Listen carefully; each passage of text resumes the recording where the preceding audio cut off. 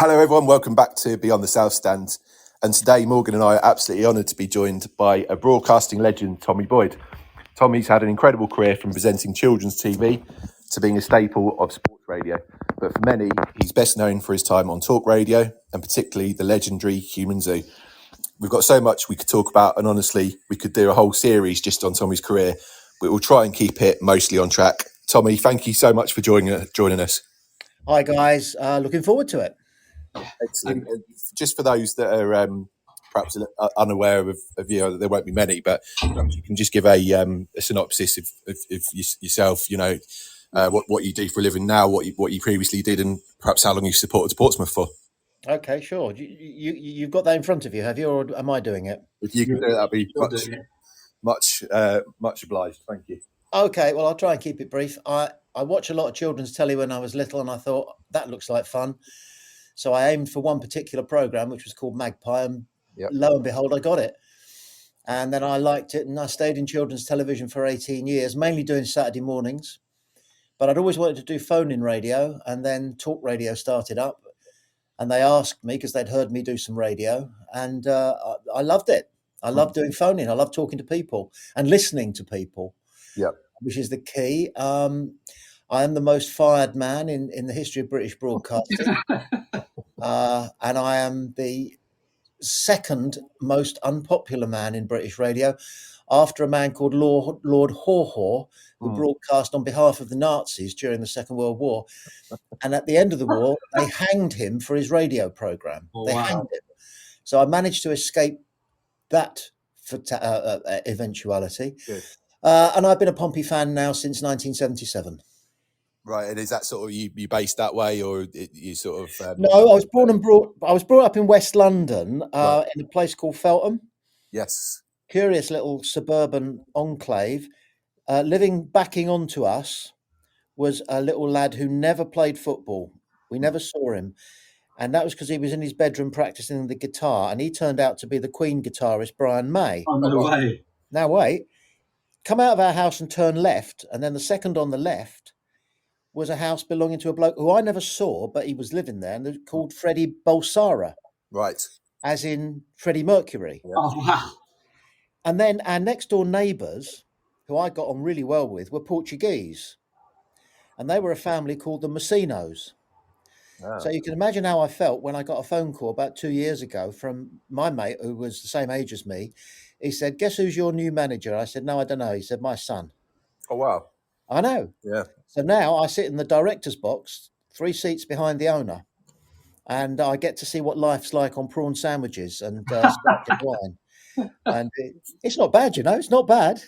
Yeah, I mean, so that's me and Pompey. Excellent. We moved down to the South Coast. Did I mention we moved from London to the South Coast, and Pompey are our nearest club. I've got 2 boys, 3 now, and I believe you should encourage your boys and girls to follow the local club. So I started taking them along to Fratton Park and got into it myself. That's excellent. Is that all right?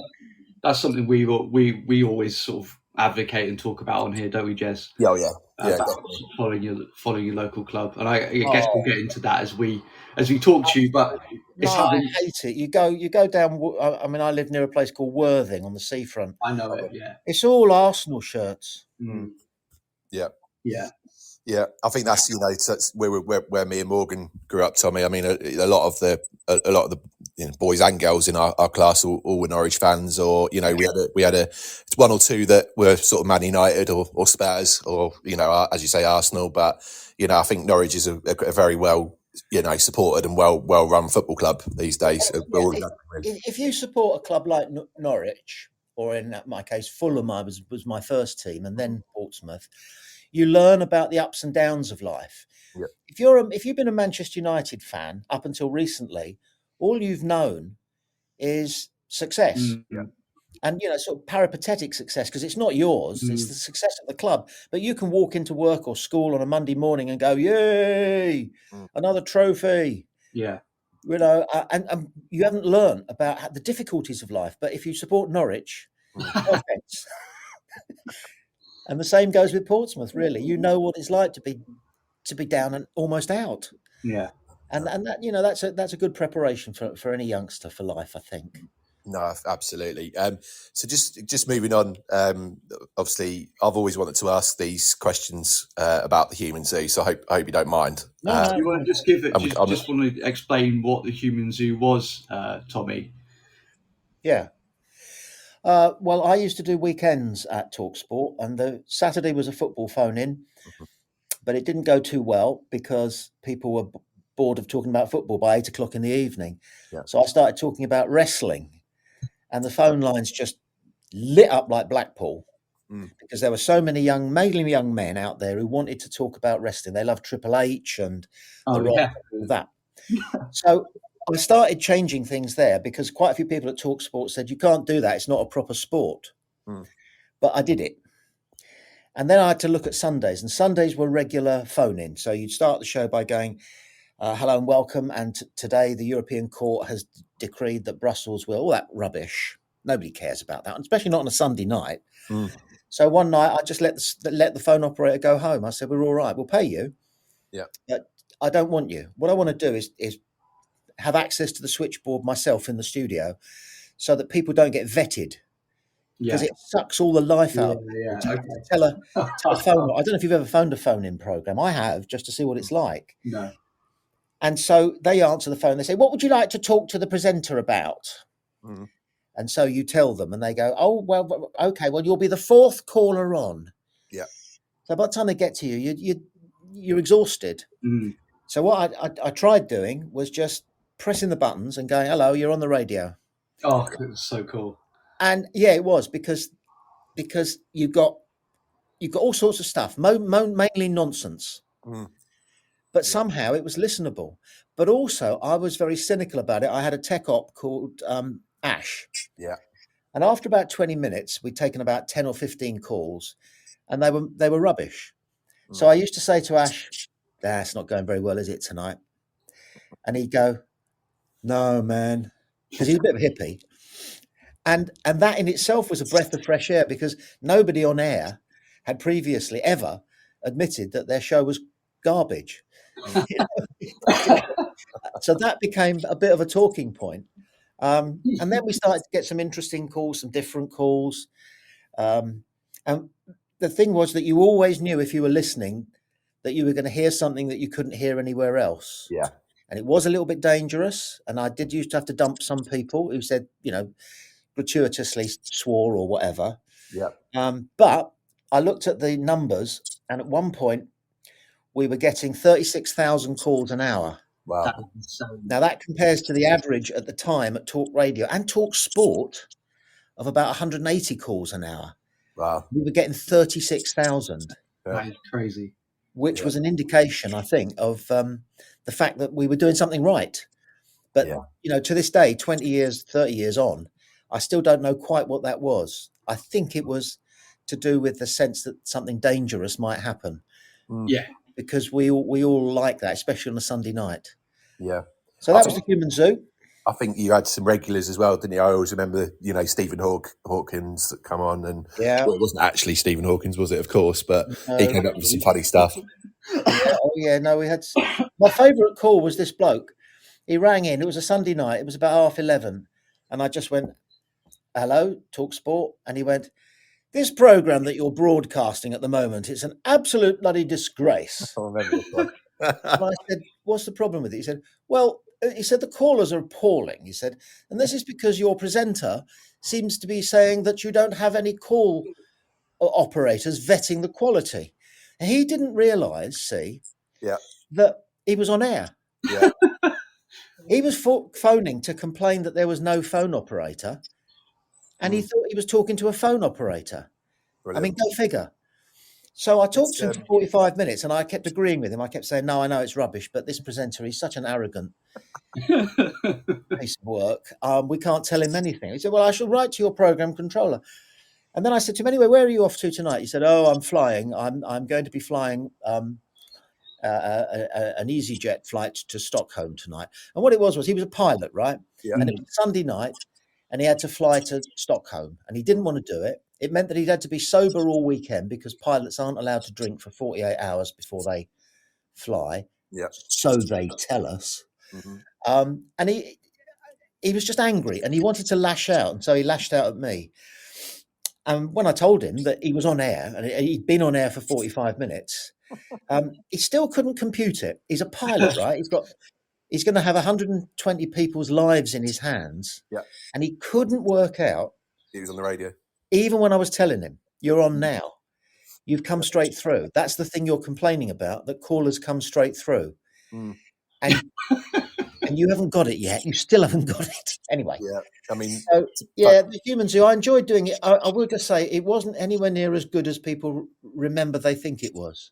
But that's the nature of nostalgia, isn't it? It is, and I still listen to it to this day, because I don't know. I'm sure you are aware, but on YouTube there's several videos of like classic calls from the Human Zoo.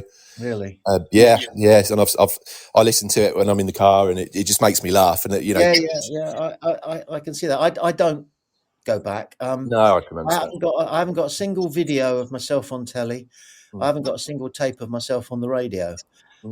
I'm sure a decent psychologist will tell you that there's some sort of mental block about it, but I'm just more interested in the future, really, because that's where I'm going to spend the rest of my life. Yeah, no, that makes sense. I'm not knocking you for listening to the Human Zoo. I do listen to other people's stuff. Yeah, of course. Before we came on air, we were talking about Danny Baker. Well, I can listen to him until the cows come home. Sorry, no offense to your agricultural heritage. Very good. I mean, Charter Boy was going to be one of my questions, but I suppose the first one was is Wilfred from County Down. Yeah. And I always remember one you said to him once was, when I was your age, I wish I had some wisdom to pass on. Yeah. And I don't think you're quite there yet, because I think he said he was 76 back in there. So, Wilfred said he was 76, Tommy. And that he was, I think he was a character. Yeah, you always used to say, allegedly and all this. And I think he was a character. I think he was I think he was a retired barrister or something. He was very intelligent, and sometimes he would ring me up if I was doing an issue of some sort, and he'd get me. Yeah. He'd trap me. He was sharp, and I enjoyed his company. I used to work for LBC way back, and the comedian Peter Cook, who you may be vaguely familiar with his anarchic strangeness, he used to phone LBC in the middle of the night at 3 o'clock in the morning and pretend to be a Norwegian fisherman. and he wanted to talk about current affairs through the eyes of mackerel. And initially the presenter was floored by this, but then it gradually emerged that it was one of our great comedians who was drunk, probably had been smoking something, no doubt, other than tobacco, and it was good radio. Yeah, because we do like it to be a bit different, don't we? I get fed up with radio that's hello, good afternoon, welcome to a packed program. My name is. I'll be taking you through until 5 o'clock when it will be time for. And now we go on with Lionel Richie, and after that it's the essential travel and traffic. Shut up. Yeah. And I think that's why the Human Zoo work quite well, and that's sort of one of the questions. A little bit later on, but I mean, is there any other notable callers that I haven't mentioned that you still stand out to you? There were a couple of lads. They called them. There were a couple of lads aged about 12, 13, and they did this sort of comedy skit. One was called Table, and one was called Chair, and I never got it. It wasn't very good. But I was so pleased that they'd put a bit of work in. They'd written a script. Yeah, they came on and they did it. There was a woman who just used to say, "I want to have your children." And another one was he used to phone. All he used to say was, "Can I pleasure your wife?" Yes. And I always used to reply, "By all means, that will save me 20 minutes when I get home."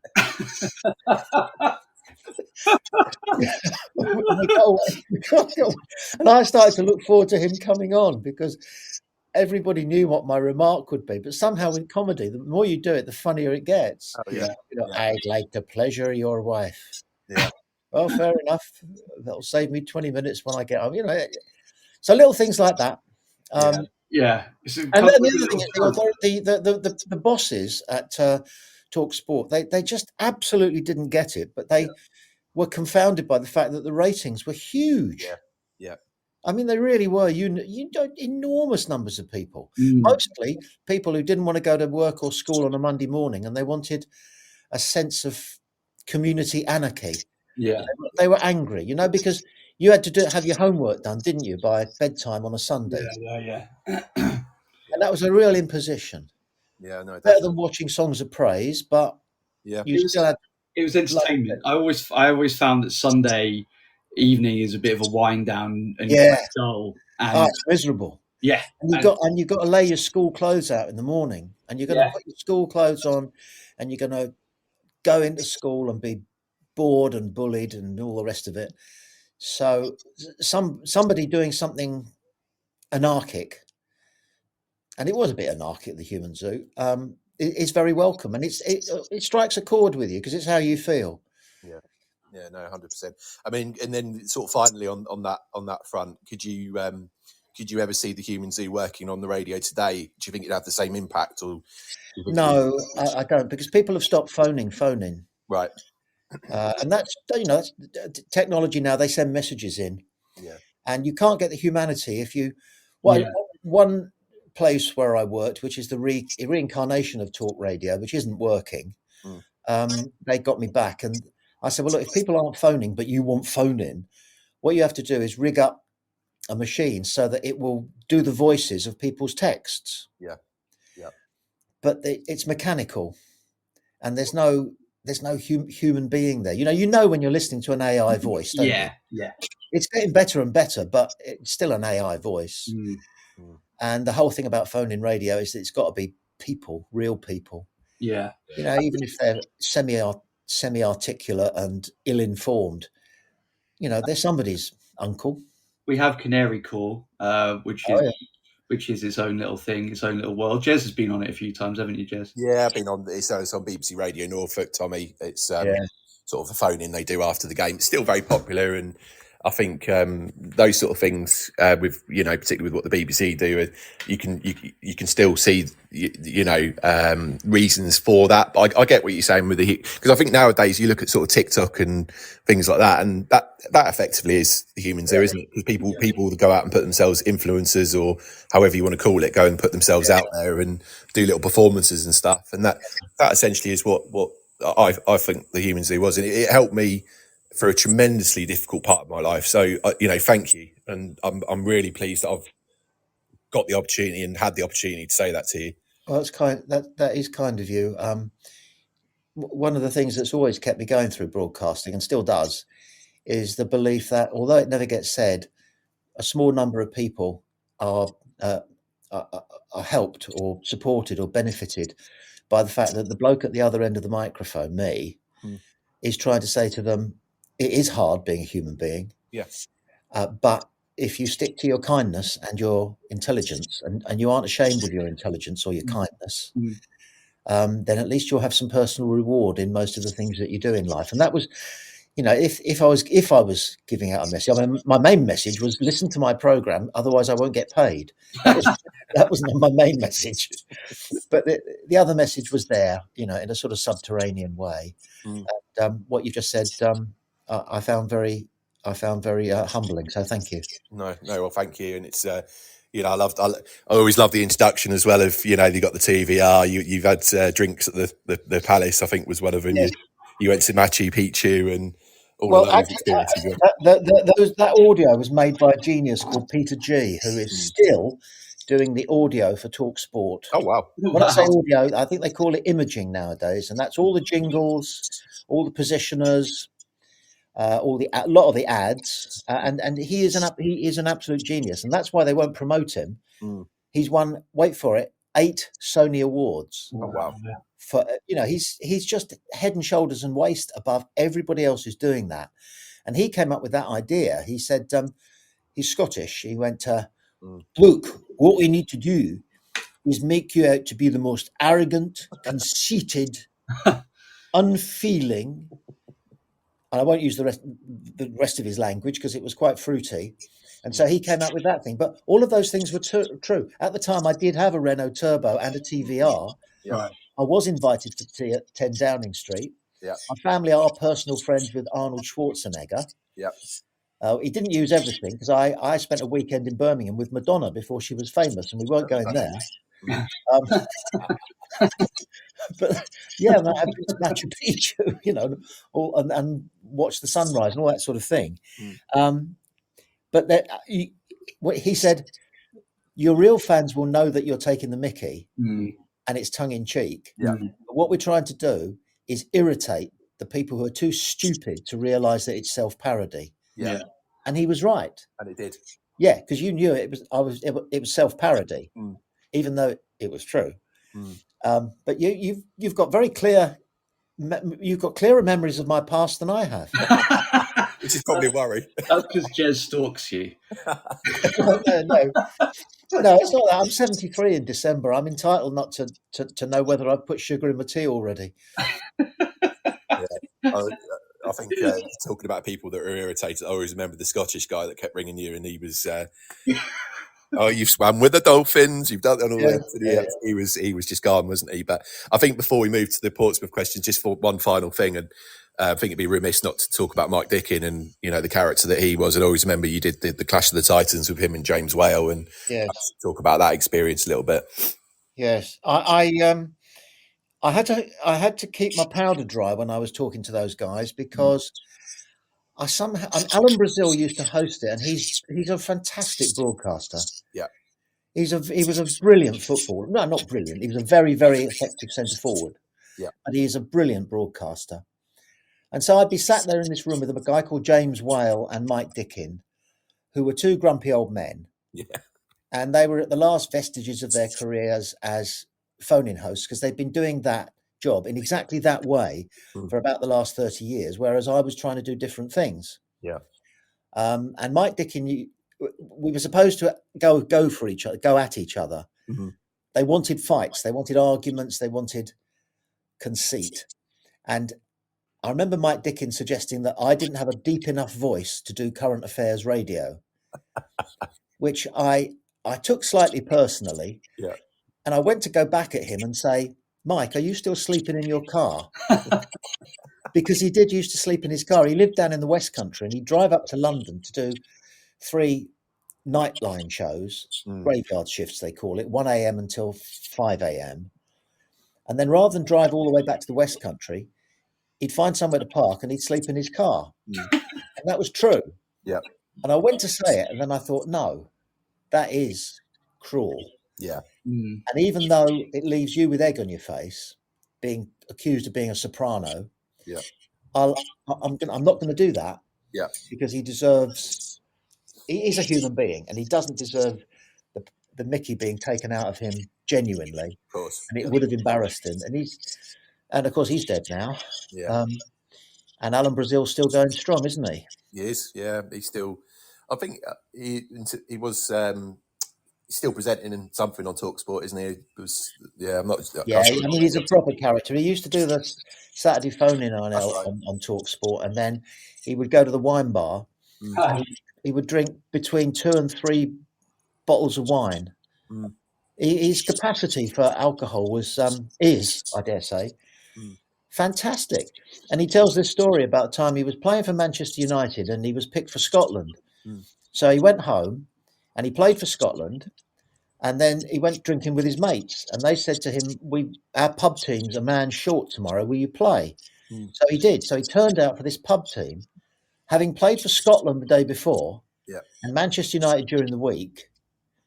And after the game, there was this knock on the dressing room door, and he was terrified that it was somebody who was going to, Welsh on him because he wasn't supposed to do that. He's a professional footballer. He shouldn't be turning out for the coach and horses. Yeah. And it was this little man who said, could I speak to your centre forward, please? And Alan came, what?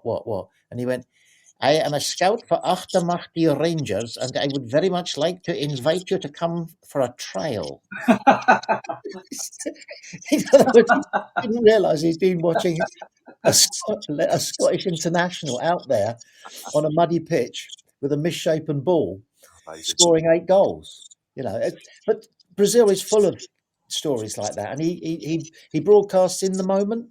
Yes, which you can only do if you listen. No, 100%. Morgan, I think we should move on to Portsmouth. Yeah, so because that's why you're here, Tommy. Yeah. So just a few questions then about the season. So you're back in the Championship. Woo! Yeah. That's a bit too enthusiastic, I think. How are you feeling about Pompey's return, and what are your expectations? Well, it was a fantastic night when we got the title, the League One title. It was in the 89th minute that we got the goal that clinched the title for us, and 10,000 Pompey fans went on the pitch. Yeah, and it was just a great evening. And the DJ inevitably put on "We Are the Champions," and there was this woman standing up next to me in the director's box, and she was singing it with such passion, and loudness that only a mum could do. And she was the mum of, that's my dog. That's my dog you can hear in the background. No problem at all. We're used to pets. I'll just shut the door. This is. And yeah, it was John Messino's mum. And she was so relieved for her boy that it had all come good. So there we are. Now we're in the Championship. Our ambition is nothing more or less than to avoid relegation. We're not going to win anything. We just want to stay there for next season. I think that's our expectation, isn't it? Well, no, I've looked at the league table. You're a good 12, 15 points clear of the zone, aren't you? We should be okay, I think, for this season. I think we're in a bit of a transitional season, Tommy. So we've got a new manager who's come from Denmark. We've got a new sporting director, and a lot of sort of youngsters have come across from Europe as well who are bedding in. So I think it was always perhaps going to be that kind of mid-table. I mean, stereotypical mid-table team where we've won 12, drawn 13, and lost 13. It's pretty middle of the road. Yeah. I think Portsmouth. I'm looking at the table now, and you're sitting relatively pretty in 17th place in terms of. I know you're only 4 points off the drop, but I think there's some teams below you that would be more, in my opinion, be more concerned about being relegated. And I really do hope that Portsmouth stay up. They're a club where we're going to talk about Fratton Park later, and we still will. But Norwich got promoted at Fratton Park about 15 or so years ago. 15 years ago, yeah. I was there that night, and we went on the pitch as well. But it was it's such a big moment for our club, and I've been back several times since. The company I used to work for, we ran football tournaments at Fratton Park. Really? Yeah, which was amazing. We had an 11-a-side game in the morning with some local businesses, which I was very fortunate to manage one of the sides, and we won 8-0. But that was. Tell me a bit more. How did that work then? So your job is to set up football games. It was back in the day, yeah. So, but back in the day when it was a company called Play Football, we were based at the I don't know if you know where the Roco gym is in Portsmouth. I think. Do you know what? I think Portsmouth's training grounds next door. It's up the road, yeah, for sure. No, it's no distance. So we used to get the pitch at Fratton Park once a season and run 5-a-side leagues in the evening. So just put it out to local businesses. And did Pompey charge you for that, if I can ask? I would have thought so. Yeah, I can't remember off the top of my head what facility fee or something. There would have been a facility fee, yeah. But I always remember that going back there and sitting in the seat I sat in that night when we won the game 1-0, and but yeah, it's such a special ground, and it's one of these grounds that it's kind of into the terrace housing, isn't it? I know there's a big bit out the back that isn't, but it's it's such a special place for me, and I suspect for many a Pompey fan as well. Yeah, it's playing football is such a wonderful release, because you leave your car keys and your wallet in the changing room, and you're a free person. Yeah. When you cross over that line onto the pitch, nothing else matters. Mm-hmm. It's very good for the soul. Mm. I sometimes think all these angry young people, mainly angry young men, that we seem to be producing in our country at the moment. Yeah. They just need to start playing football. Yeah. It's something that's actually that we sort of talked about a few months ago on another podcast when we spoke to Drew Broughton, a former player at Norwich. That what you're saying, Tommy, is almost like embrace your inner child again. Yeah. And leave your car keys, your phone behind. Just play. Yeah, just get out there and run around. And feel the involvement with your friend, with a group of 10 other players who are your tribe now. They're your mates. Feel something of enmity towards the opposition, but have a chat with them if the ball's down the other end, and take the mickey out. Everybody takes the mickey out of the referee, both sides. You've got that in common. The referee's rubbish. Because they always are.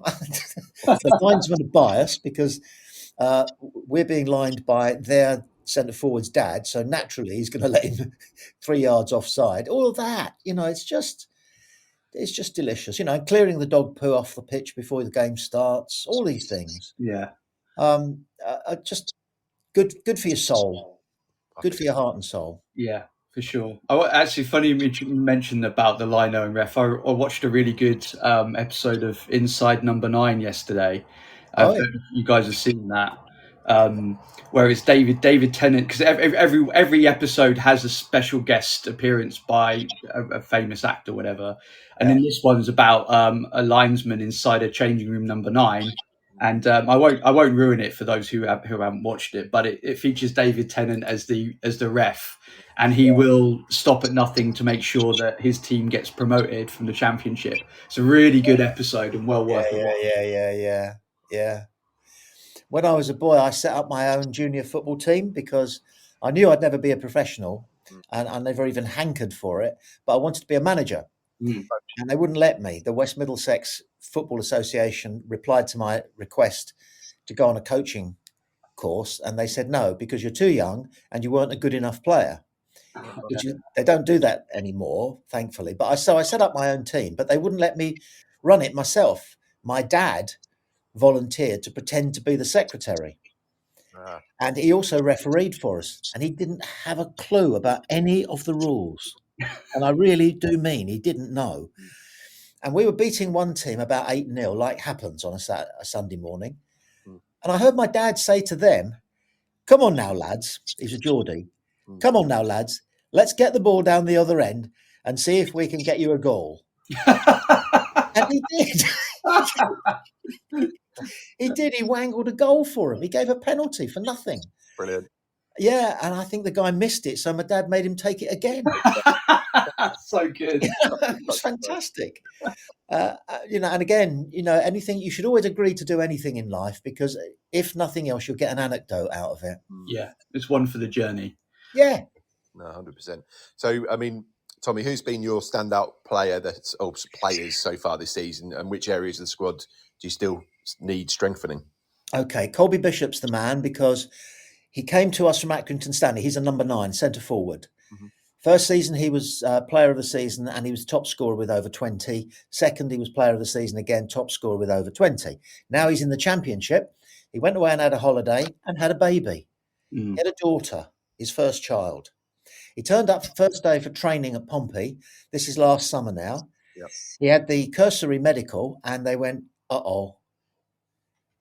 And they called in a specialist. And it turned out that he had to have major heart surgery, open heart surgery. Oh, no.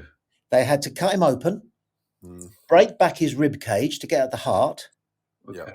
To the best of my knowledge, stop the heart so that they could operate on it. Wow. Pumping the blood around using a machine. Yep. And then at the end of it, the word was he might never play again. That's mad. Well, we thought if he does come back, it won't be until about now. Yeah. But last November, we all turned up for a Preston. Preston were coming. We looked at the team sheet, and on the bench, Colby Bishop. Now, this is such a human triumph over potential disaster. Yeah, for sure. And he's scoring goals again. And he's a happy bunny. And his daughter's got a dad. Yeah, that's so relieving. He's got a husband. So he's the player. He's one of the all-timers now because of that story. Yeah. Nobody's recovered from open heart surgery and gone on to pursue a professional sporting career ever before. Wow. And he's doing it. So what a man. That's well done, and well done the surgeons and all the rest of them as well. Yeah. For getting him back. We we've had so many injuries. I dare say you've had a load of injuries this season. Yeah, you state the obvious. Yeah, I mean, it's just devastating. So we actually could use some reinforcement almost everywhere. We've got a fantastic goalkeeper from Austria. Being Germanic, nothing throws him. Yeah. You can't tell whether Pompey are 3-0 down or 3-0 up. He's just the same solid guy. But yeah, we need to support additional quality players in every part of the pitch because we're getting so many injuries. Yeah. And the manager is saying it's down to the state of the pitches because we've had a wet winter and they're very heavy. Right. Okay. And that's what's tearing hamstrings and things. We don't have a clue. I think it's a new style of play that we're trying. It's very high intensity, and when it works, it's like liquid football, but it works in very small patches. Yeah. And then we sort of then run out of puff. But we've like yourself, Tommy, we've picked up so many injuries this season. It's just not been fun. You can't put a run together. It's just inconsistency week in, week out, and it's kind of, I think it's curtailed the season a little bit. I think it's impacted hugely. Yeah. And it's possible that they may start to think about what they can do to reduce the volume of injuries that players are suffering and having to have 6 to 8 weeks off. Now, I go back to the 60s, and players used to play every game. Yeah, you'd have 6 or 8 players on your side who played in every game, whether they had injuries and they were pumped full of cortisone, which was their drug of choice back then, so that they could play through injury. I don't know. But certainly the injuries were a very rare thing. I'd never heard of an ACL. No. Or a metatarsal. I mean, David Beckham invented the metatarsal. Didn't he? Yeah. And suddenly everybody had one. He evolved it. Nobody, if you didn't have a metatarsal problem. No. So I think that's down to soft boots, by the way. Yeah. Because, I used to wear football boots, they looked like army boots. Yeah. Yeah, I used to have similar ones back in the 90s. They're made of air now. They are. They are. You could actually stand on a coin with your football boots on and tell whether it's head or tails. Yeah, that's very true. And I think as well as the playing surface that they train on, and I think we see it a lot in women's football where they seem to pick up these injuries. And I always like because particularly the women, they've always or more often than not trained on 3G artificial surface, and I don't think that's the same impact as perhaps if you're training on grass. And I think there's certainly a correlation there with or something that perhaps needs to be looked at. And there's players going out onto your pitch now on both sides every Saturday, and they know that they're only going to get 60 minutes. Yeah, they've been told they're going to get 60 minutes. The midfielders who will run and run and run and press and press and press. By the way, I don't find the press particularly attractive to watch because there's no space. People haven't got the room to dribble or to put nice little, defense splitting passes together because it's also frantic and harassed. Yeah. But there's people going out there to play in the midfield, and they know that they've got to knacker themselves in 60 minutes. And that means they do so much more running than they would do if they thought they might be playing the whole 98. Yeah. No, that's very true. Morgan? So moving on to a joint ownership of a couple of players that we've had over the years between Norwich and Portsmouth. Who stands out to you the most, and any kind of particular memories of them? Well, I had to Google because, of course, Josh Murphy is high in our minds because he's one of our best players this season and he's really come good. He blows hot and cold.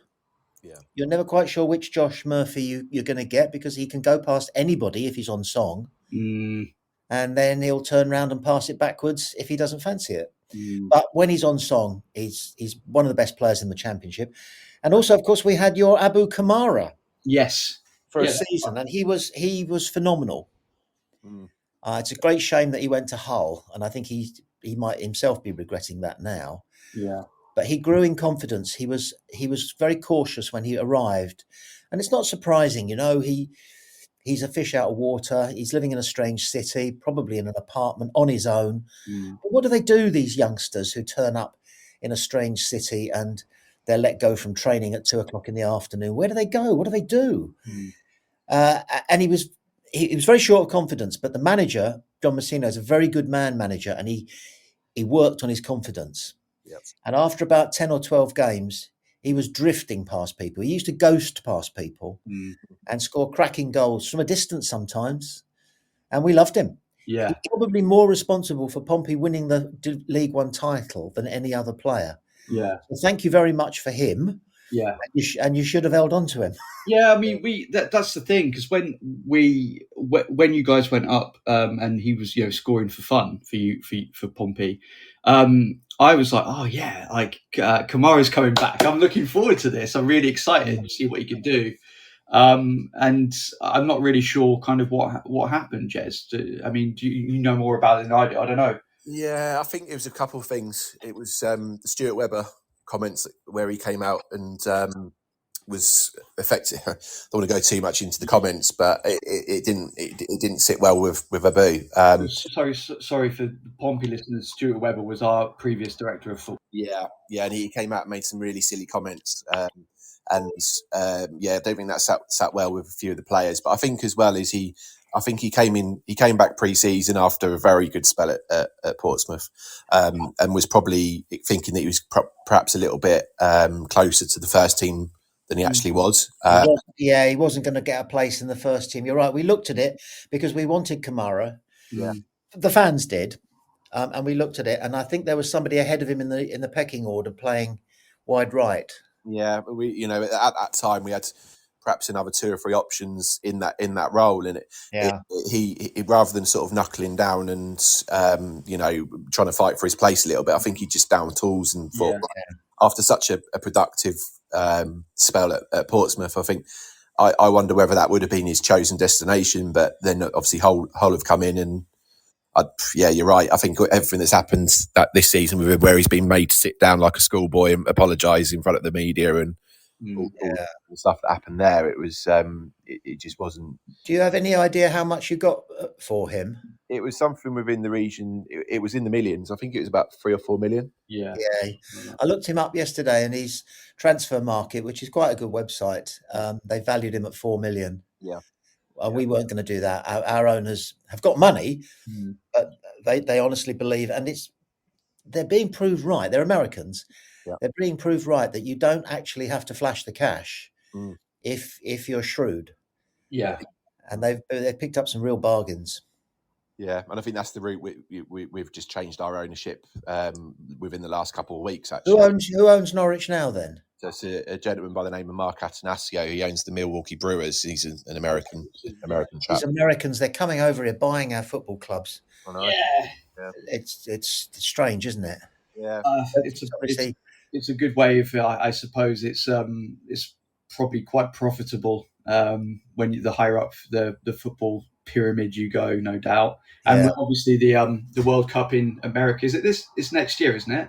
I think it is, yes. Yeah. Well, it's everywhere, isn't it? It's America, Canada, and Mexico, I believe. Which will be really interesting, I think. Yeah. To sort of I'm surprised I didn't know that the ownership had changed, because I go back with Delia Smith to before she was famous. Okay. I was working at a radio station called LBC, and I was a producer then. Yeah. And the head honcho said to me, "We've got this young lady who's come in. She writes the occasional recipe for the Evening Standard newspaper. Right. And she wants to do some recipes on the air. So I've said she can come in and record 20 or 30 3-minute recipes. Wow. Will you go in the booth with her?" Mm. So we were both in our early 20s, her and me. And that sort of frisson that there might be. And we were sort of, chatty. Yeah. And then she started broadcasting, recording. Oh, I'm afraid I found it really not boring, but dry. She didn't have any of the sort of panache or fervor. She didn't even seem to have any passion for cooking. Right. So I would go, Delia Smith, cheese omelette in 3, 2, 1. And that would be the most interesting part of the piece. So when she did her legendary "Come on, where are you? Let's be having you," I thought I could have had a night of fun with her. Yeah. She underneath it all, she's grown. I think she grew into her media persona for sure. Yeah. You got to start somewhere. I mean, it's taken me and Jez 20 years, hasn't it, Jez? Yeah, absolutely, yeah. Even the 1,000-mile journey begins with the first step. That's perfect. We'll say that. We'll put that out at the end of the episode. Okay. Yeah, absolutely. So a few other players. I mean, going back a little bit here, but Dejan Stefanovic played for us for a bit. Only played a few games for us, I think. So right. I'm afraid I can't place him in my memory. Well, Peter Crouch definitely played a few more for you. Peter Crouch. Oh, yeah. What a geezer. Yes. Don't you love that quote? Somebody said to him, "What would you have been if you hadn't been a footballer?" What's he say? A virgin. Yeah. That's brilliant. Yeah. It is. And his robot thing, which I think he cooked up with his dad, because isn't his dad some big cheese in advertising? Yeah, well, I mean, he seems to be advertising everything at the moment, Peter Crouch. Well, he's been very well marketed. Yeah. And when he joined Pompey, I was chairman of my local Portsmouth supporters club, and I asked if he'd come down and meet our membership. Yeah. And he got there early, so I sat him at the top table, and they all arrived, and there are about 50 or 60 Pompey fans. And I said, "Okay, well, good evening, ladies and gentlemen, and welcome along." I said, "First of all, I stood up and I said, I'd like a special guest this evening to take a bow." Yeah. So Peter stood up and up and up and up, and I'm 5'8" and he's 6'7". Yeah. And there was this audible gasp from 50 or 60 people. I felt a bit cheap because it was almost like I was doing some kind of sub freak show thing. They literally went like that when they realised how flipping tall he is. But he's such a good communicator. Yeah. And a very, very good player. Everybody wanted him. Who did he play for? Spurs, Liverpool. Yeah, QPR. Norwich. Portsmouth. Played for a few, didn't he? Yeah. He did. And you also had a guy you won't remember because he only played twice for you and you've never heard of him. But he was a Pompey legend. That's a man called Sean Raggett. Yeah, I remember Sean. Sean Raggett. Yeah. Oh, Sean Raggett. Yeah. He's centre back, played for Lincoln? Yeah, he right. did. Yes. We sold you to him. Yeah, he played. They so how excited I've gotten for no reason about a player who never played for us. He was playing Lincoln City, played Ipswich in the FA Cup a few seasons ago. That really cool, not really cool, but they had the old school striker up front, Matty something, I think his name was. Sean Raggett was part of that amazing Lincoln side that put Ipswich out of the FA Cup. I'll always remember that. Yeah. Yes. Yeah. Danny Cowley was the manager, I believe. Yes. The Cowley, they were the Cowley brothers at the time. Yeah, that's right. Yeah, that's right. And Rags was perfect for Pompey because Pompey liked to think of themselves as an industrial football club, where people roll up their sleeves and they go in where it hurts. Sean was a very gentle man. He wouldn't hurt anybody, but his courage shone through. And we were having a rebuild at Fratton Park. They were rebuilding a whole stand, and so it was empty. But it was full of building apparatus, piles of cement, piles of bricks, bags of sand and all that sort of thing. And he went in on the touchline by that stand, shoulder to shoulder with one of their big blokes. And their big bloke, they were travelling at full speed, and their big bloke gave him a little shove. Yeah. And Sean went over the hoarding, over the fence, and disappeared in a cloud of concrete dust out of sight on the other side. And we thought, bloody hell, they're going to have to send the medics in here. Because he might be unconscious there. But no, 10 seconds later, he leaps to his feet like a superhero, covered in concrete dust, like Phoenix from the ashes, jumps over the fence and chases after the ball. And we were all saying only Sean Raggett could achieve something like that. So he's very high in the hearts of every single member of the Pompey faithful. because of his approach to the game. And you'd find him sometimes standing on the station at the end of a game. He used to get the train home like everybody else. Oh yeah, standing there with wet hair, a Macintosh, and a holdall full of his dirty kit. Yeah. And people would come up to him and chat, and he would just chat away like he was one of the faithful. Yeah. And we love footballers like that, don't we?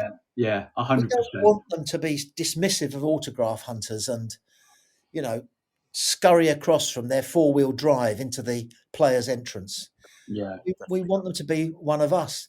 We've got a guy called Callum Lang plays for us at the moment. He's injured now and he's out for the season. So he goes and sits with the Portsmouth. He sits in the crowd. Oh, nice. Isn't that fantastic? Yeah, I love those kind of stories. That's what you want. Yeah. You also, I also, before you came on the podcast, we were hearing some of your show. I don't know why, but maybe it's just an output or something. But you had Isaac Hayden, and we had him. Yeah. Set the DM that we all hoped he could be, resurrect his career with us. Yeah. He just got injured again and just didn't play. I think, Jez, that's right, isn't it? Yeah, that's correct. Yeah. Yeah, he has picked up the odd injury. I think QPR are thinking of buying him. He was on loan to them for a while from Newcastle, if I'm thinking about the right guy. It is, yeah. I read yesterday, because I own a radio station called Pompey Sound, which is a radio station, proper radio station, just talks about Pompey, nothing else. Brilliant. And so we do the news on the hour every hour, but it's all Pompey. So we can't call it the news. We have to call it updates. Okay. We're subject to Ofcom now, which you guys aren't, which is great for you. And we've got a sponsor who's a local baker who bakes pies. Oh, nice. And so we're not allowed to call the Pompey News because the news is not allowed. The news must be independent of all commercial influence. Right. And if somebody were to complain to Ofcom, then we get fined. But yeah, one of our stories yesterday was that Isaac Hayden, they're campaigning to bring him to QPR, and we'd miss him because he's quite a versatile lad, isn't he? He can play at centre half. Yeah, he can. Yeah. Strong. He's strong, and I mean, it was a shame because I think he probably only played about it was less than 10 games for us, just because of his. But it was a noticeable difference when he did play for us in terms of how we. You need a bit of muscle in midfield in the Championship. Tell us about it. Are you quite a comparatively frail team? Yes, we haven't had bite in the centre of the park for so many seasons, and we are. I sound really deflated about it, but that's because I am. We had a player called Tetty, Alex Tetty, and we had a Oliver Skip on loan from Spurs back in 2021 when we went up the second time with Daniel Farker, and after that, Tetty left and Skip went back to Spurs. We never replaced them.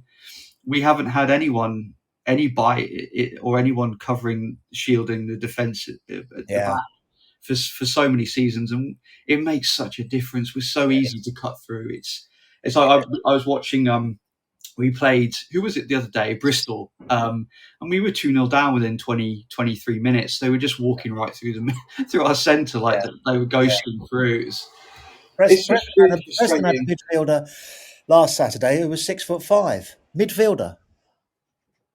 6'5", and I remember when I'll just get rid of that. Sorry, but I beg your pardon. That's right. Let's have a look. I'll sorry about this. It's Mike, it's Tommy here. Can I call you back in a bit? There we go. He's 93 and his body parts don't work as well as they did, but he's sharp as a tin tack, and so I go around there and have a bottle of wine with him every so often. That's the story there. Where was I? Yeah, when I used to play Sunday morning football, I would look at the opposition when they came running out, and part of my thinking was, which ones of them am I going to steer clear of? Yes, yeah. Because every other side would have a bloke. Yeah. And he'd be about 4 foot wide. He had really hairy legs. And you could hear his beard growing. You know what I mean? I do, yeah. He'd shaved that morning, but he was still at a 4 o'clock shadow. And he could spit. Now, I don't know about you guys. You played a bit of football? A little bit, yeah. Could you spit? Could you do that really good spit? I mean, even Thierry Henry had a fantastic spit. I know. There's sort of like a viper spit. Or... Yeah, you roll it. I don't know where the mucus comes from. You just roll it into a little ball and go. Yeah, I can't do that, I'm afraid. Well, yeah. So I'd look at the bloke, and I'd say, I'm not going anywhere near him. I don't care where he's playing. I'm going to be elsewhere. And then one day I was told by our coach I had to mark their left winger, who was one of these blokes. And my coach said, I want you to give him a whack early on. Oh, but the thing was, he was so shrewd. He knew it was coming. Yeah. So he got the ball with his back to me. He's a left winger. I'm a right back. I thought I'll go in and I'll just bustle him. I won't kick him or anything. I'll just give him a little bit of a shove. Out came his elbow, got me right in the gob. Yeah. I was bleeding. And my lip is still split from it. This is 50 years later. Oh. And my teeth still point backwards at the bottom because of what he did. And, that's why I used to steer clear of these guys. But I think it applies even at the top level. Yeah. 100%. I think if you see a 6'5" midfield player with a shaved head, you think, not going for him. I'm not going in against him for a 50-50 if I can avoid it. Yeah. Yes. Now, we had a player last season before last called Tom Lowry, who was so petite that on one occasion, looking at the Pompey side lining up before the game, I thought he was a mascot. I'm not joking. Very, very, very talented footballer. Yeah. But he couldn't impose himself on the midfield as well as he would have done if he'd been 6'5". So you do need a bit of muscle. But we don't associate Norwich with playing muscular football. No, we're not. You're all boys next door. Yeah. So I think sometimes you're the nice kids next door. Yeah. We'd let you have your ball back if it came into our garden, no problem. No, and that's it. And I think if we want to be successful, I think we probably don't want to go too far into that realm. But I think we do need sometimes to have typical example that was 1-0 up against Blackburn the other week. Men. Yeah. We need to see the game out, bit of game management, bit of what Newcastle did in the cup final at the weekend. Just went into the corner and just basically sat on the ball. Yeah. We didn't do that. We tried to play this creative attacking football and tried to score the perfect goal. Just boot the ball into the corner and manage the game. But I certainly think that sort of dark arts form of the game is something we need to improve. Dark arts, there's no doubt about it. John Messino is on record this week as saying that the reason we lost to Preston in our last game is because there was a moment in the 87th minute when we should have fouled him. Yeah. We should have committed a foul on the halfway line because our defence was in the wrong place. Our centre half was out over on the touchline. Yeah. And Messino is saying out loud, when you're in that situation, pull the other guy back. Yeah. Pull his shirt, just put your arms around him, give away a free kick, maybe pick up a yellow card, but the defence can reorganise itself. Now, that's called a professional foul, isn't it? Yeah. We know it goes on. But this is the first time I've ever heard a manager openly say there are occasions when you should break the rules. Well, he's and don't forget he's learnt from the best. Graham Wesley was his manager at Stevenage and Preston, I think, as well. Because I mean, Graham Wesley was that he was I wouldn't want to call him the Antichrist of football because that's probably a bit harsh. But I think he would certainly know how to mix it up and know how to run the clock down and if a ball goes out for a throw-in, don't chuck it back to the opposition. Let them go. Yeah, absolutely. There was a Brazilian manager called Phil Scolari who had a stint at Chelsea, and the players he said this to them. He said, if you come in at half time and you haven't got 5 yellow cards, you can smoke your cigarettes in the corridor. That's very Brazilian. Yeah, definitely. But I don't know whether it's that term, Jez, you use dark arts. I don't know whether I agree with it as a term. I think game management. Game management, yeah, absolutely. Yeah. Dark arts I think that always implies really winding the opposition up or going out of your way to really not injure them, but go heavy. I think there's definitely two. I think there's 2 avenues or channels you can look at that. Absolutely. Turning up the temperature in their dressing room before the game. Yeah. painting it pink is what Norwich done to make it. Yeah. That's so weird that we did that. It was Sheffield United, wasn't it, that we did that too? The whole of that season, yeah. Oh, was it? Yeah. John Messino said to us, he said, I like playing at Fratton Park now. I didn't like visiting Fratton Park as an opposing player. He said, because it's impossible to find your way from the dressing room to the tunnel at Fratton Park. He said, and I make sure there's nobody around to tell them which way to go. That's so good. It's like that. It's like a maze. It's like a maze. It's an old 100-year-old stadium, and it's like a maze underneath with corridors about 2 feet wide. It reminds me of that sketch in Spinal Tap where they're trying to find the. Have you seen that film where they're trying to find the stage and they're like rock and roll, and then they get lost in the background and the caretaker's like, "What are you doing down here?" It's so funny. Right, so but all those feigning injuries. I've noticed now that goalkeepers who are no longer going to be allowed to keep the ball more than 8 seconds next season are now holding on to it for about 20 minutes just to sort of so that they have fond memories of being able to hold the ball. Our goalkeeper it takes the mickey, and then he puts it down, he picks it up again. Yep. If he catches it ever, he goes to ground. Yeah, that's a classic, isn't it? No, even the simplest possible catch, he goes to ground on his stomach, clutching the ball, looking up and going, "Look at me, I've got the ball." Yeah. So all of those things. If we're running the clock down, and sometimes we run the clock down from the very first kick. You see it. The guy goes to take a throw in the second minute. And he'll pretend to take the throw in. No, I'm going to pretend I might throw it there. No, I might throw it there. Oh, wait a minute. Here comes Fred. I'll give it to him to take it. Yeah. And it's all professional stuff. Not very good to watch. No. But as long as you get 3 points, do we care?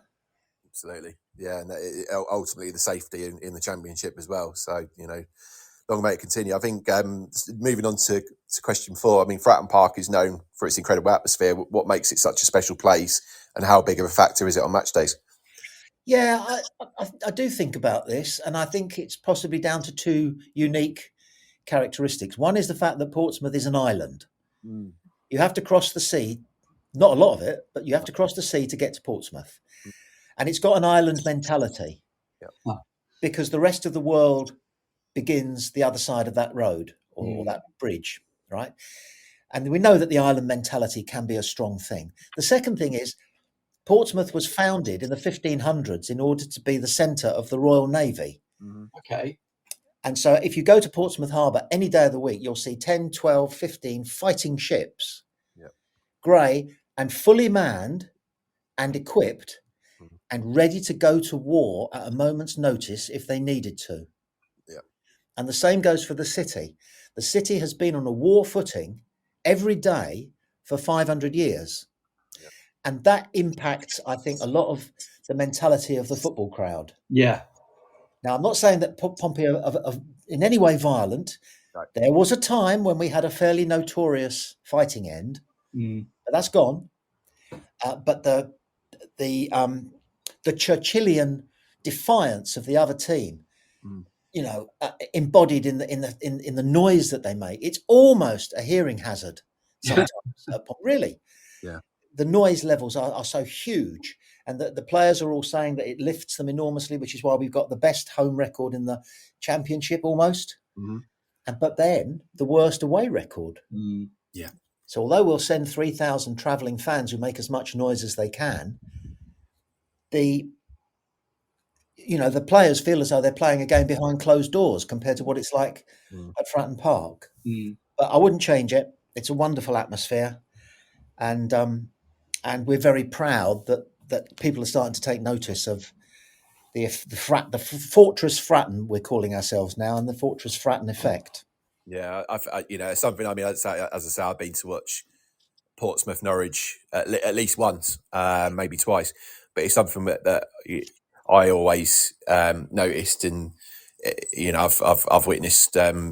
I've been lucky enough to go and watch Borussia Dortmund in Germany, and they've got, I don't know, maybe 85, 90,000 people in there. It's a great atmosphere standing in the yellow wall, but Portsmouth's not far off that in terms of volume. Yeah, no, that's interesting. What's a German crowd like then to be amongst? Well, Is there that huge passion? Do they slag off the referee like we do? Always. Yeah, I think so. I think it's very. I took a friend of mine who's he's in his 60s now, and he said it's very much like going back to the 80s, late 80s, early 90s, and that kind of sort of penned in atmosphere. And I think they're very, very, very passionate about their football in Germany, and it's a lot of the clubs are fan owned, Bayern Munich being the exception to that. But it's if they score a goal, your best bet is to take an umbrella with you because you're going to get showered with beer. Oh, that sounds good. Goodness knows what else, but it's all part of the experience, isn't it? Yeah. What was it Gary Lineker said about? He said football is a game played between two teams of 11 men and for 90 minutes, and then the Germans win. Yeah. Yeah. And I mean, nowadays you have to say men and women, of course, quite rightly. Yeah, of course. And I think it's just a phenomenal experience out there, and it's the fan parks before the game, etc. And it's free travel across the city as well before the game. Wow. So they do things where from the Hoppenhof, and if I hope I pronounced that right, in the centre of Dortmund to the ground, you're not paying for your travel, and I think the city really buys into the football club because they know the benefits that's going to bring. Yeah. Whilst I've got you, is Borussia Dortmund based? I guess it's in Dortmund, is it? It is, yes. It's in obviously don't need to tell you, but it's in Westphalia, part of Germany. So it's around sort of Leverkusen and Schalke and teams like that. And we actually went to go and watch a team called again, my German pronunciation isn't great, but Bochum as well at the same weekend. And again, sort of only a 10,000 seater stadium, but it was before. This is probably more for the Norwich fans, but it was before the FARC era, and during that game, Marco Stiepermann and Marcel Frank were playing in that game. So obviously, I had a little prelude, I suppose, to watching those types of players. But the point I was getting to is 10,000 seater stadium, but still the atmosphere was fantastic. And I mean, I'd recommend that to anyone to go and watch football in Germany. It's great. Yeah. If there's a game on, you've got to go. I had a football visit to Brazil. Oh wow! Many years ago. Paid for by an organisation to look at Brazilian football and see how they did things differently. That was great. And one day I hailed a cab outside the hotel and I said, "Can you take us?" Because I was with another guy. I said, "Can you take us to the Maracanã, the Brazilian national stadium?" So the taxi driver went, "Oh," he said, "you're going to watch the game?" I said, "Yeah." He said, "That's a good idea. I'll come with you." So he did.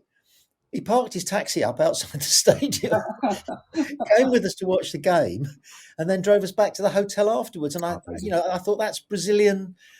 That is the Brazilian commitment to football. I played in a game of beach football at the Copacabana. Oh, amazing. It's terrifying because you can't dribble the ball because it's dry sand. Yeah. Yeah. You see, so you have to juggle it, and I've never been able to do more than about 4 keepsy-upsies. Yeah. But these guys were doing keepsy-upsies the length of the pitch, and they go round you easily.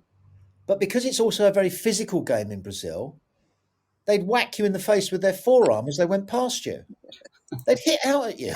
Yeah. And at one point during the game, this bloke stalked off shouting. He went to his motorbike. And he got out a sharpened screwdriver. Yeah. And I thought, gee, I'm going to be involved in a homicide here. What's going on?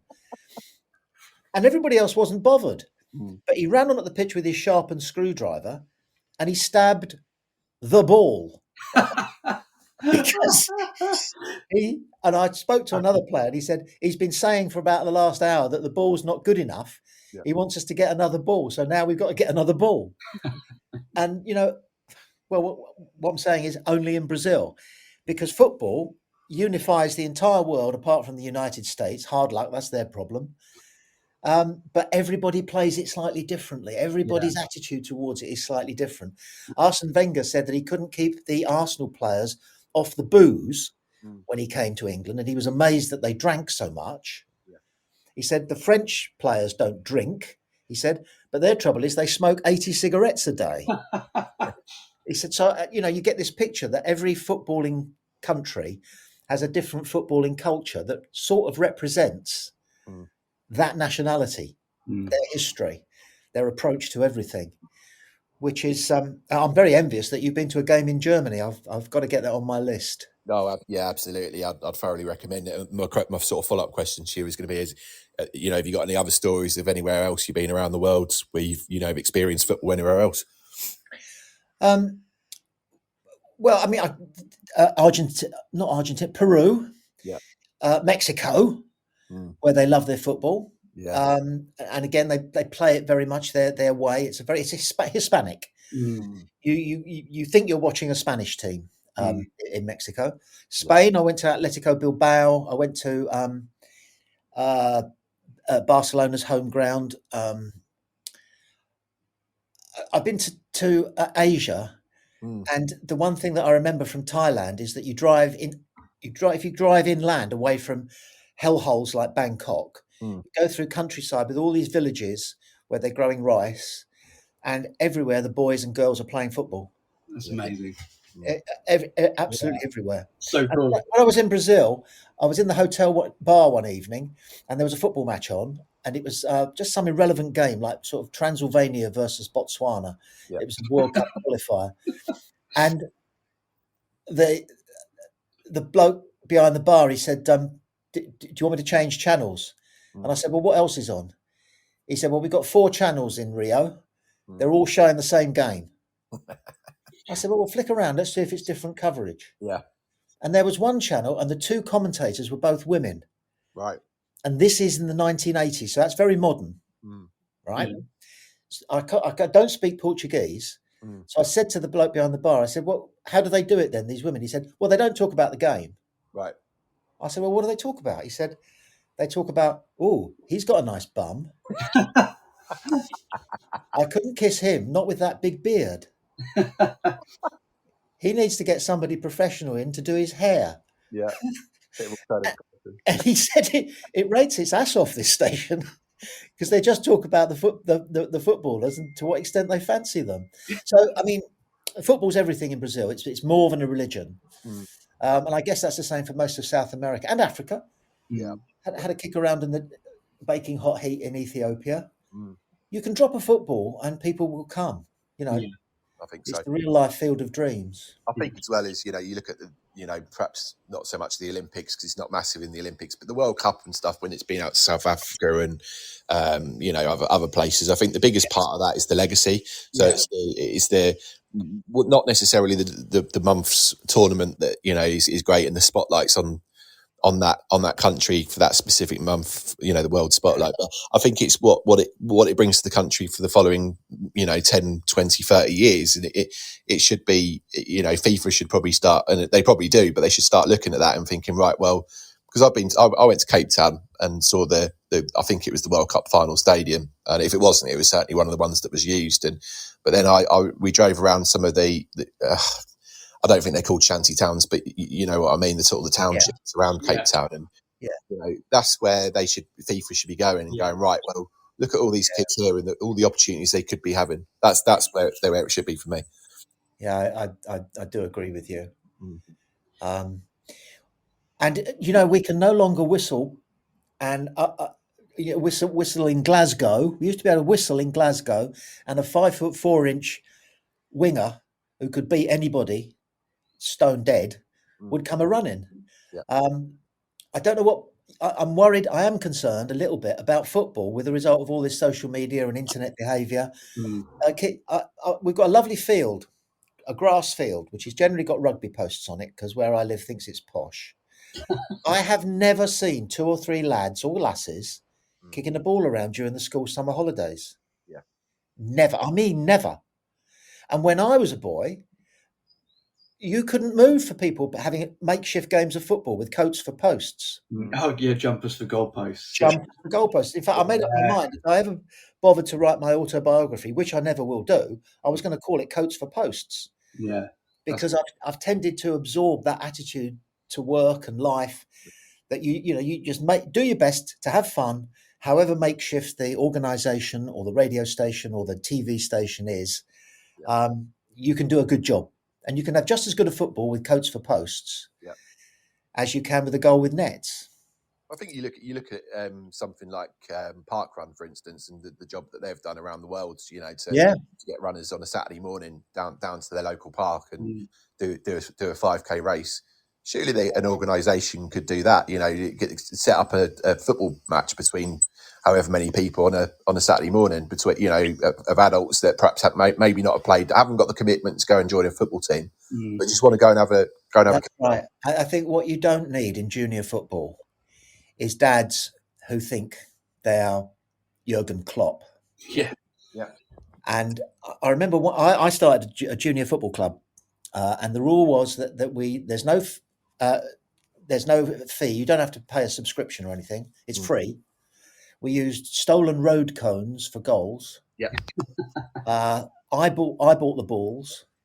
We had 150 boys and girls, able-bodied and disabled, of all ages. We turned nobody away because of their body shape or anything. Everybody got a game. Yeah. And I used to let the dads referee it. I said, "Don't coach, just ref it." Yeah. Anyway, one kid came to me after one session and he said, "Sir," he said, "Rupert keeps calling it a square ball, and it's not." And that was because this guy was shouting things like, give and go, turn, square ball, square ball.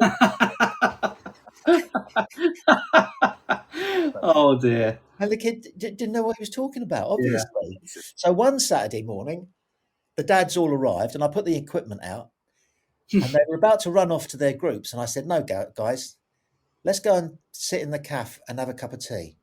And they went, "What? Leave the kids to organise themselves?" I said, "Yeah, exactly that. Exactly that." Yeah. And that was all part of the learning experience for the boys and girls that Saturday morning. Yeah. They had to decide who was playing in what group, where they were going to set up their cones. They picked sides. I hope they didn't do that thing of, I'll have him, I'll have him, I'll have her, I'll have her. I was literally just then thinking that in my head. I banned that. I totally banned that. They said, "Well, how are we going to divide up the teams?" I said, "Well, okay, everybody whose surname begins with the first 13 letters of the alphabet on this side. Yeah. Everybody whose surnames, But we had a lucky thing happen. I was on a train going to London and the World Cup was on. And this woman came along with a buffet trolley. Have you ever seen those on trains? Yeah, of course, yeah. So I bought a Stella off her and I saw that her name was Conchita on her tag. And I just said to her, I said, "Do you happen to like football?" Because I wanted to talk about Spain and the World Cup. Yeah. And she bought herself a Stella and sat down next to me. Oh, that's such a cool story. So I said, "You like football?" She said, "Like football," she said. "I was captain of Spain." Oh, wow. I said, "What?" She said, "I was 9 years with Lazio." Wow. I used to train with Diego Maradona. Yeah, that's brilliant. I said, what are you doing over here then?" She said, "I like the nightlife in Brighton." I think I know what she meant. Yeah. But that's her business. Anyway, I said to her, "Do you want to come and..." Because I was getting girls coming along to this football setup. And one of the dads said to me, "What do we do if a girl gets injured? Yeah. We can't rub her leg." I said, "No, we need a woman coach, don't we?" So I asked Conchita if she'd be our coach of our girls setup. Right. And I had to pay her 50 quid a week out of my own money because she was a professional and she deserved it. Yeah. And the thing was, we used to play a dad's game for 10 minutes afterwards when the kids were changing down. And she joined in. And you know who the best player was on the pitch. And the dads were furious. Yeah, of course. She was nutmegging them. She was knocking it in from 30 yards. She was elbowing them off the ball. I loved it. Absolutely loved it. No, definitely. It goes to show, just how these. It's just a brilliant story. Just how these sort of I love doing these podcasts because these kind of things come up, and you have this opportunity to hear about these stories. And if there's anyone listening now, you always take that opportunity, to sort of engage with people, communicate. Always say yes, yeah. Always say yes. Go everywhere. Accept every invitation. Just bring it back to the game in hand. Yeah. We have to have a score prediction from you, my man. 1-1. 1-1. Jez? Well, I mean, Yeah. hopefully there's nothing riding on it for either side. So hopefully Portsmouth have got I think as we record this podcast, and by the way, if I may say so, you're very good, you guys. Really good. Thank you. I think it's 4 games away. And we'll have had a couple of home games in between. So hopefully we need 2 more wins, and we'll have them, and then we can enjoy the beer. What's the beer like around the ground? Oh, it's well, we always go to a place called the Coach and Horses before the game. Well, I say always, we frequent it, and they've got their own brewery. They do a pint of gold, which is lovely. But Norwich has a few local breweries as well, like Woodford's do a very nice pint called Wherry. I've only been to Norwich twice. Once was to do a programme for Anglia TV. Did they used to have their headquarters in Norwich? Right. They did. I think they still do some stuff there. Yeah. I was doing some cheap game show about horoscopes or something rubbish. But I went for a walk. It was a Sunday, and during the tea break, I went for a walk. I left the studios, and the first shop I came to, leaving the studios, was a bed shop, and it sold nothing but water beds. Oh God! And I thought, right, this is Norfolk. Yeah. This is Norwich. I'm moving here. I always wanted a waterbed when I was a kid, but now I'm just like, what would be the point? Yeah, I think they've come and gone, haven't they? I think they're well and truly gone. What I remember is that to get there, England were playing Germany in the semi-final of the Nations Cup that night, and the train was due into the station about 5 minutes before the kickoff, which meant it was going to be very hard to get in front of a television to watch the whole of the game. Yeah. So halfway through Fenland, the train started speeding up, speeding up. And we were holding onto our seats for dear life. I reckon the driver got it up to about 110. Wow. And it was clear that he was a Norwich fan. Yeah. And he wanted to get into the pub and not miss the kickoff. So in order for that to happen, he was prepared to risk the lives of hundreds of people, all for football. Because you would, wouldn't you? Oh, yeah. No, 100%. Tommy, I hope you're ready for this. Morgan does a random question of the week. So maybe if you're not sitting down, please do. And I'll pass over to Morgan for the random question of the week. I'm limbering up, right? So you ready for this, Tommy? Yep. I have to do the intro. Random question of the week. So obviously you've been on in your time on children's TV through the 80s. Yeah. Do you remember Pat Sharp's Funhouse? Yeah. That tone of voice. Okay. Yeah. So on that note, if you could have a funhouse, what would be included in your funhouse? Well, they're rebuilding a house 2 doors down from where I live at the moment. And the neighbours are intrigued as to what it's going to be. Okay. So I've put the rumour around with a straight face that it's going to be a casino with a brothel upstairs. This is a very middle-class suburban area we live in, and so people are getting a little bit concerned that I might be telling the truth. So I think that answers your question, does it? I was going to go for a gunge tank. A gunge tank? Was there a gunge tank in Pat Sharp's Funhouse? No, it was. There was a lot of dry rides and things. So I would have a gunge tank. Lots of people presented children's television programmes without quite knowing what the job was. I'm not saying Pat Sharp did. There was a comedian called Mike Reed who ended up on EastEnders. Yeah. Mike was very, very cockney, all right. Yeah. And he used to have a children's game show on South Southern called Run Around. And he used to ask a question, and there'd be 3 boards that the contestants, of about 50 of them, could run to with what they thought was the answer. And I used to watch it because I used to like the way Mike Reed would ask the question. He goes, Cairo is the capital of which African country? And then there'd be this pause, and he'd go, "Run around." It's terrifying, absolutely terrifying. But I remember the first time he appeared on EastEnders, he walked into the Old Vic, and Dirty Den was behind the bar. Yeah. He played Frank, didn't he? Yeah. Yeah, that's right. Yeah, Frank. Don't tell Pat. Don't tell Pat. Pat will go mad. And he walked up to the bar, and apparently he'd come back from prison or something. Mm. And he walked up to the bar, and he said to Dirty Den, "I'm back. I'm getting into the car business." And Dirty Den had this line. It was, "Oh, don't be a comedian all your life." Yeah. And it was such a good line because it was knowing. Yes. Yeah. You know that? Yeah, we all shared the intelligence of that. Mm. They probably thought about not doing it, but they did, and I'm glad they did because we knew he was a comedian. Yeah. He was also a bloody good actor, wasn't he? Yeah. He was. Yeah. Have I answered the random question of the week? No one's never done that before. Eh? No one's done that before. No one's done what before? Sung it back at me. Oh, sung it back at you. Yeah. Well, I like the way you gave a little random question of the week. Yeah. That's the trademark. Random question of the weaker. Yeah. Is he judging me as being weaker? It flashed through my mind. But no, it was just your little frisson at the end, wasn't it? That's what makes it. Yes. His Derham twang, Tommy. Sorry? That's his Derham twang. So it's where I'm based in North. Understood. Yeah. Our memories of children's television stay with us, don't they? They do. I always remember Nightmare, and I think that was filmed. I loved Nightmare. Yeah. There was some when I hosted children's ITV, the Broom Cupboard job it was called, which I did for 2 years.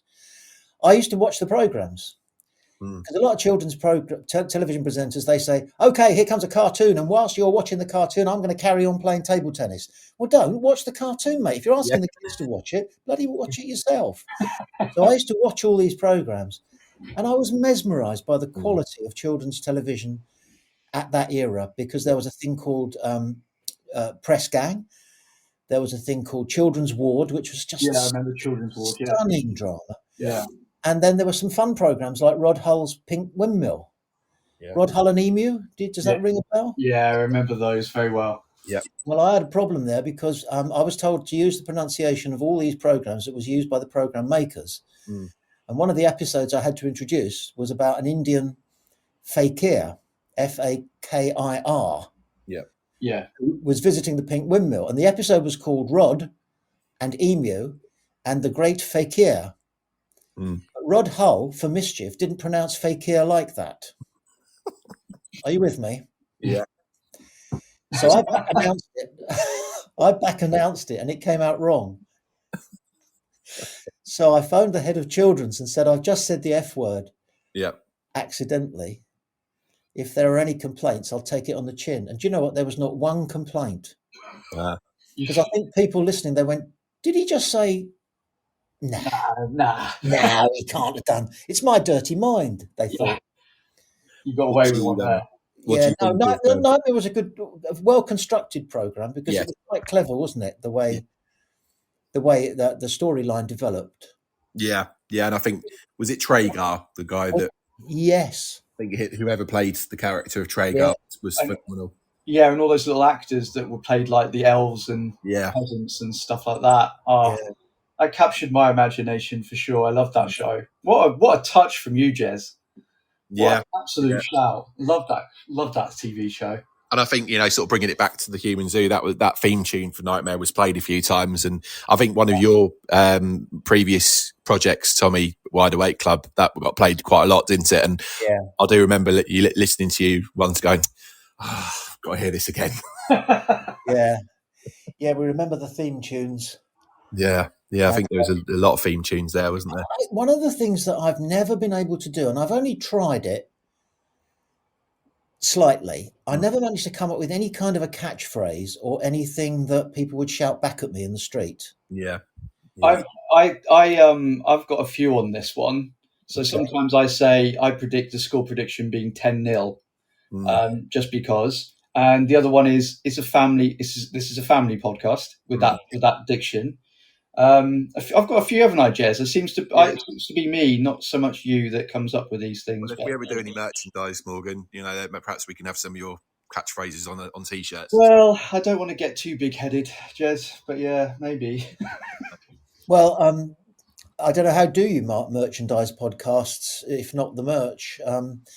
Advertisers and sponsors are said to be queuing up because podcasting is coming, isn't it? It's finally arrived. Yes. Yeah. That's why Jez pulled his finger out of his bum and decided to do this Norwich one for his sins. Yeah.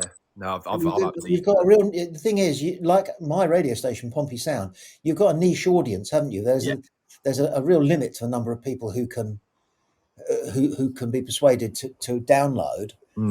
But if you learn how to podcast and then you cynically target a type of podcast at a massive audience, I don't know what that would be. I mean, obviously you're not going to go down the you're not going to do anything blue. I would imagine that's very popular. Conspiracy theories are popular. Yep. And everybody's doing a political show. I can't see the need for any more, but no, they'll be arriving. I think so. Yeah, I mean, there's some really good ones out there that I've mentioned a few that are non-Norwich related. Chatterbix with David Earl and Joe Wilkinson, two comedians, have actually, funny enough, talked a lot about you going onto the show, Tommy. So, make it happen. But yes, yeah. I mean, they both were in the afterlife with Ricky Gervais, and David Earl was played Brian Gittins a few times, and. I listened to them a bit, and once you get in the habit, that's the thing, isn't it? People get into a habit with podcasts. If you walk the dog for 3/4 of an hour every day, you'll end up finding a podcast that lasts 3/4 of an hour. Mm-hmm. This one's lasted about. Well, we started it on Monday, didn't we? Yeah. Is that a hint, Tommy? Have you got? No. Far from it. Far from it. This is very. I find being interviewed, which happens to me more and more, is quite therapeutic. Because if you go for counselling, which I have had to go to, a lot of the things that happen to you in fostering you need to unravel. Sure. They just let you talk, and you do feel better afterwards talking about yourself. Yeah. So no, I'm not suggesting anything like that. If you find a podcast that lasts the amount of time that you need it to last, then that's almost the only criteria you need. Yeah. Because I don't switch people off, even if I'm not enjoying the podcast, because that feels rude. And I wouldn't want to be rude to them if I met them. So I don't want to be rude to them, even though they'll never know that I only listened to the first 10 minutes and got bored. Yeah. No. Sometimes you don't have to be any good on the radio. You just have to keep going.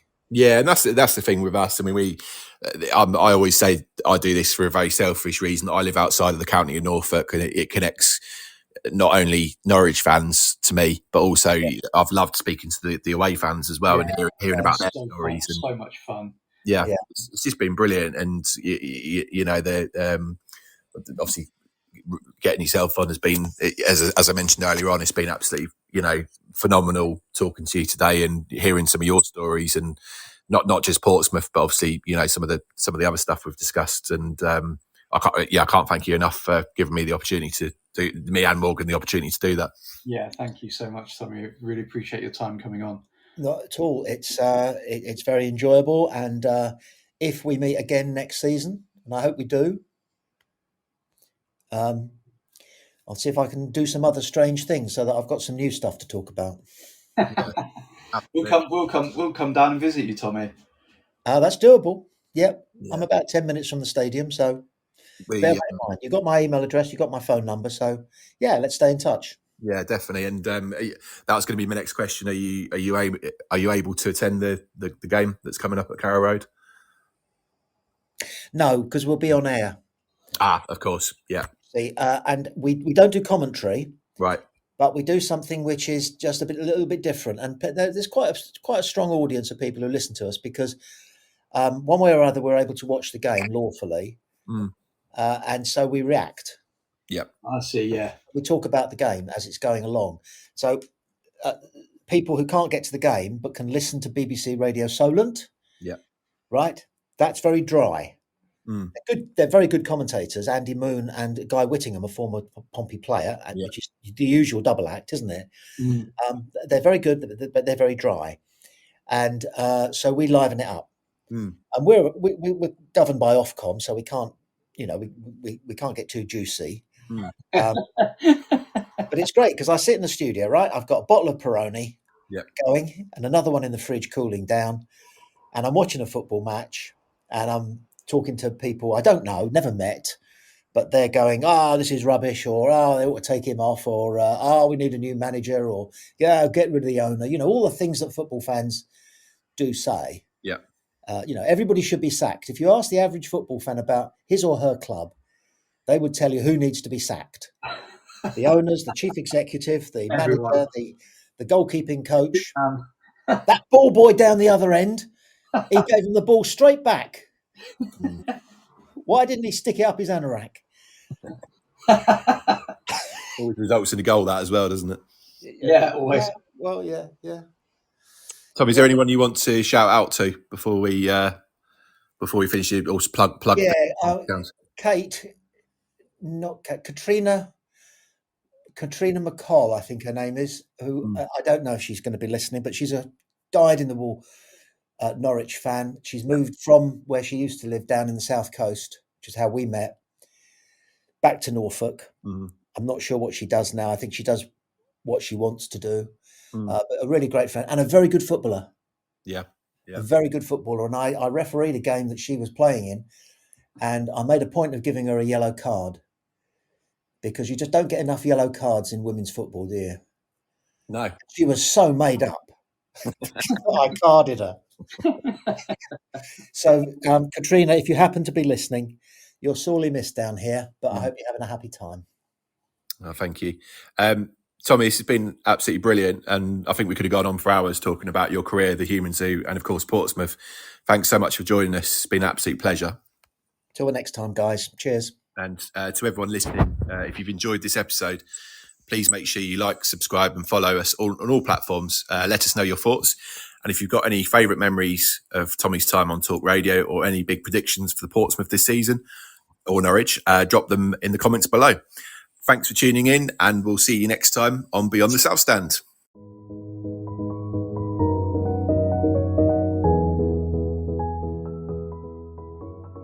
That's it for this episode of Beyond the Barkley. Thanks so much for listening. Your support means the world to us. Don't forget to follow or subscribe on your favorite podcast platform and leave a review if you enjoyed the show. You can also catch all our episodes on Apple Podcasts, Spotify, and YouTube. And if you've got any questions, stories, or topics you'd like us to cover, get in touch. We'd love to hear from you. Until next time, on the ball, City.